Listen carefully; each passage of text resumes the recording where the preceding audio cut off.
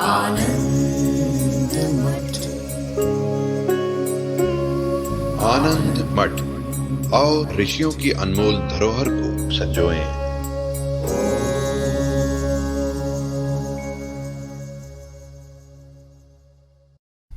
बोलते हैं कि यह जो अज्ञान है, जिस अज्ञान का अभी अभी हमने वर्णन किया है, यह अज्ञान दो प्रकार का होता है। ये अभी अज्ञान का ही प्रकरण चल रहा है और आगे चलेगा। तो ये जो सद असद्भ्याम अनिर्वचनीय अज्ञान है, यह जो त्रिगुणात्मक अज्ञान है, यह जो ज्ञान विरोधी अज्ञान है, यह जो भाव रूप अज्ञान है, यह जो शक्ति रूप अज्ञान है, यह अज्ञान दो तरह का होता है। बोले महाराज, अज्ञान भी दो तरह का होता है? बोले हाँ, दो तरह का होता है। इदम अज्ञानम, इदम अज्ञानम। इदम मने यह मने क्या? इदम माने जिसका अभी अभी वर्णन हुआ। इदम इदम माने कोई वस्तु सामने ला करके मत रख देना कि यह अज्ञान। इदम माने अभी अभी जिसका वर्णन हुआ है। इदम का हिंदी में तो अर्थ होता है यह, लेकिन आप अज्ञान को यह करके थोड़ी दिखा सकते हैं। ये देखो मेरे हाथ में रहा अज्ञान। इदम का अर्थ क्या करेंगे? बोले बिल्कुल अभी अभी पूर्व पंक्ति में जो अज्ञान वर्णित हुआ है, जिस अज्ञान का हमने वर्णन किया है, आप कहीं और किसी और अज्ञान को मत खोज लेना। इदम अज्ञानम, यह अज्ञान समष्टि व्यष्टि अभिप्रायेण एकम अनेकम इति च व्यवह्रियते। इदम अज्ञानम व्यवह्रियते। यह अज्ञान व्यवहृत होता है। व्यवहृत होता है मतलब इसका व्यवहार होता है। किस रूप में व्यवहार होता है? बोले एकम अनेकम इति च। अज्ञान को एक भी कहा जाता है और अनेक भी कहा जाता है। माने इसी अज्ञान का, जिसका अभी अभी हमने वर्णन किया है, इसका एक रूप ऐसा है जिसको एक अज्ञान कहते हैं, और दूसरा रूप ऐसा है जिसको अनेक अज्ञान कहते हैं। बोले ये एक और अनेक क्या है जी? कहते हैं समष्टि व्यष्टि अभिप्रायेण। इसी अज्ञान का एक समष्टि रूप है और एक व्यष्टि रूप है। तो अज्ञान के दो रूप बताए जा रहे हैं, एक समष्टि रूप अज्ञान और एक व्यष्टि रूप अज्ञान। अज्ञान का जो समष्टि रूप है वो एक है, मतलब उसमें अनेकता की सिद्धि नहीं हो सकती है। और अज्ञान का जो व्यष्टि रूप है वह अनेक है।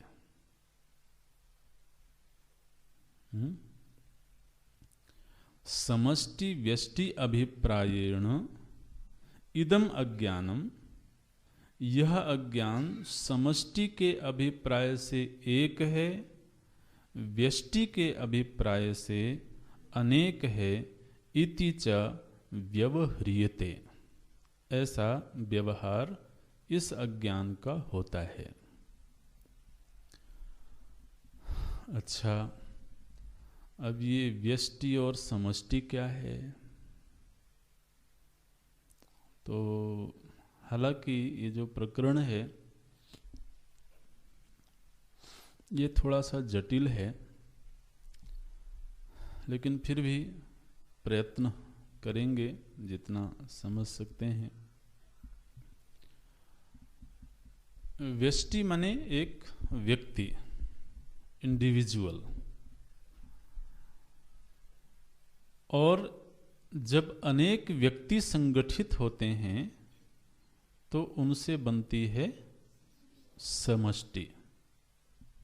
प्रयत्न करेंगे तो बहुत कठिन नहीं होगा, लेकिन आपको भी सजग रहते हुए कोशिश करनी होगी। तो जब हम एक व्यक्ति को देखते हैं तो वो होता है व्यष्टि। और एक व्यक्ति एक व्यक्ति एक व्यक्ति एक व्यक्ति, इस तरीके से अनेक व्यक्ति जब एक जगह इकट्ठे हुए तो उस समूह को कहा गया समष्टि।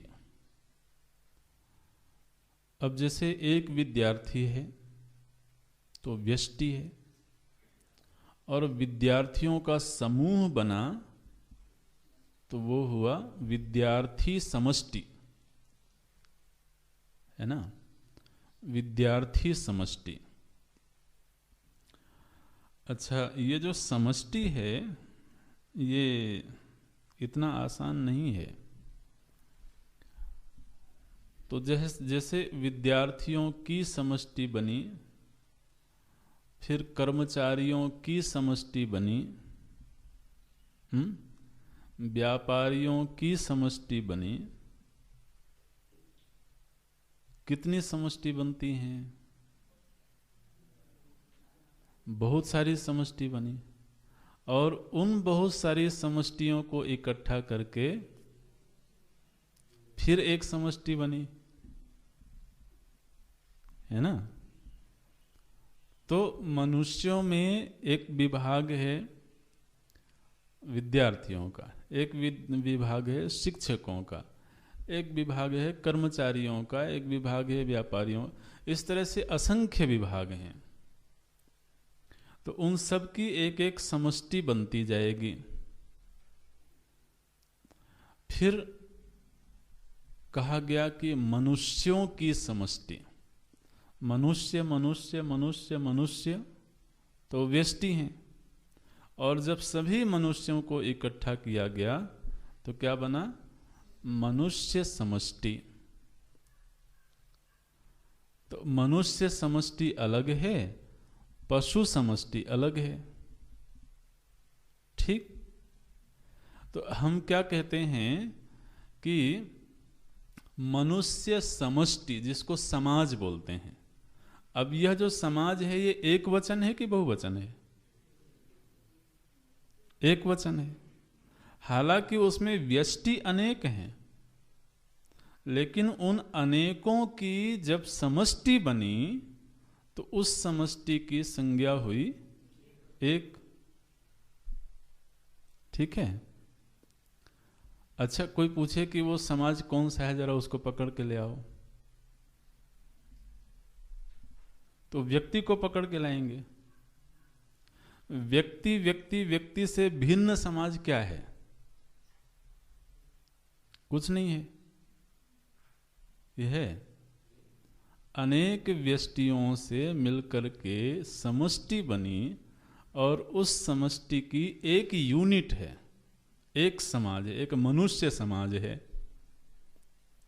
फिर एक पशु समाज है, एक पक्षी समाज है, एक कीट समाज है। तो अनेक समष्टियां इस तरह से बन गई। फिर आप प्राणियों की समष्टि बनाइए। तो क्या हुआ? अब पशु पक्षी मनुष्य कीट सब मिल गए उसमें। तो अब प्राणी समष्टि। तो ये प्राणी समष्टि एक है कि अनेक है? एक है ना। फिर विभाग हुआ एक सजीव समष्टि और एक निर्जीव समष्टि। तो इस सृष्टि में दो विभाग कर दिए, फिर सजीव समष्टि और निर्जीव समष्टि। फिर कहा गया जगत। अब जगत क्या है? बोले सजीव निर्जीव सभी को मिला करके एक समष्टि बनी, जिसको बोलते हैं विश्व। अब यह विश्व एक वचन में है कि बहुवचन में है? एक वचन में है। अच्छा, जरा विश्व को बुला के लाओ। आपने कहा एक वचन में है ना, एक है वो, उसको पकड़ के ले आओ। तो ये विश्व क्या है? बोले अनेक व्यष्टियों की एक समष्टि, जिसको विश्व कहते हैं। अब प्रत्येक व्यष्टि का स्वभाव अलग है और अनेक व्यष्टियों से मिलकर के बनी हुई समष्टि का स्वभाव अलग है। ध्यान देना, समष्टि का कैरेक्टर व्यष्टि से भिन्न होता है। यहां पर दृष्टांत दिया गया है, जैसे एक वृक्ष एक वृक्ष एक वृक्ष, ये प्रत्येक वृक्ष व्यष्टि है। लेकिन जब अनेक वृक्ष कहीं पर इकट्ठे हुए तो क्या बना? वन। तो वन क्या है? अनेक व्यष्टि वृक्षों का समूह। वन का कैरेक्टर अलग है। वन्य जीव वृक्ष में नहीं रह सकते हैं, वन में रह सकते हैं। वृक्ष का स्वभाव अलग है। एक वृक्ष से बारिश नहीं हो सकती है, लेकिन सघन वृक्ष हो तो वो बारिश का कारण बनता है।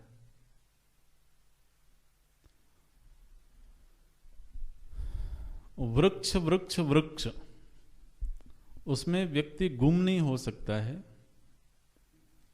लेकिन वन में गुम जाएगा।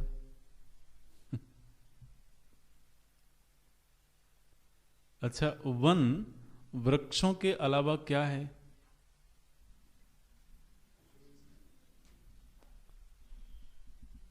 व्यष्टि वृक्ष के अलावा वन कुछ भी नहीं है, लेकिन वृक्ष से वन का कैरेक्टर भिन्न है। माने जब व्यष्टि व्यष्टि मिलकर के समष्टि बन जाते हैं तो समष्टि का प्रभाव भिन्न हो जाता है। हालांकि वह समष्टि व्यष्टि से पृथक कुछ भी नहीं है।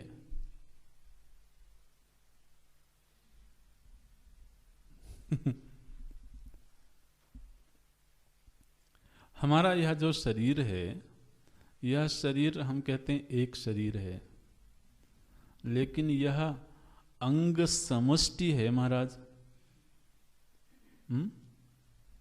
अनेक अंगों से मिलकर के एक आकृति बनी, जिसको कहा हमने ये शरीर है। तो प्रत्येक अंग का चरित्र अलग है, प्रत्येक अंग का स्वभाव अलग है, और अंग समष्टि रूप शरीर का स्वभाव अलग है ना?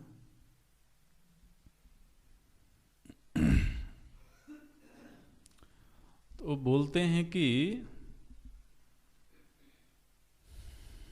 इसी तरीके से दो दृष्टांत यहाँ पर दिए हैं। आप उन पंक्तियों को भी देखें तो फिर आगे बढ़ना आसान होगा। तथा ही यथा वृक्षाणाम समष्टि अभिप्रायेण वनम एकत्व व्यपदेशः। वृक्षों की समष्टि से जो वन बना, वह वन एकत्व व्यपदेशः, वन एक है ऐसा कहते हैं। ठीक है, हालांकि वहां वृक्षों के अलावा वन नाम की कोई पृथक वस्तु नहीं है। क्या आप खोज के ला सकते हो? नहीं, और जब वन बोलते हैं महाराज, तो वन में बहुत सारी चीजें आती हैं, तब वन बनता है। वन केवल पेड़ों के इकट्ठे हो जाने से नहीं बनता है, जिसको आप वन कहते हैं, लोग अभयारण्य कहते हैं। तो वन तभी कहलाता है जब उसमें वन्य प्राणी भी हों, उसमें लताएं भी हों, उसमें वृक्ष भी हों, वृक्ष भी तरह तरह के हों, छोटे बड़े हों, तब जाकर के वो एक वन संज्ञा को प्राप्त होता है। अब यह जो वन है ये एक है, आप ऐसा कहते हो। तो हमारे प्रदेश में एक वन है, एक अभयारण्य है, ऐसे लोग बोलते हैं, या 2 अभयारण्य हैं। तो एकत्व व्यपदेशः, हालांकि वहाँ व्यष्टि वृक्षों के अलावा वन कोई पृथक वस्तु है नहीं, लेकिन वृक्ष का जो व्यवहार है, वन का व्यवहार उससे भिन्न है। ठीक इसी तरह से यथा वा जलानां समष्टि अभिप्रायेण जलाशय इति, जलकण जलकण जलकण, इस तरीके से अनेक जल बिंदु मिलकर के बने जलाशय। तो जलाशय क्या है? बोले जलों की समष्टि। ठीक है, जल जल जल जल ऐसे मिल करके बन गया जलाशय। अब जल बिंदु का जो स्वभाव है, जलाशय का स्वभाव उससे भिन्न है, और जल बिंदुओं की समष्टि को जलाशय कहते हैं, और वह जलाशय एक है। तो जल बिंदु में मगरमच्छ नहीं रह सकता,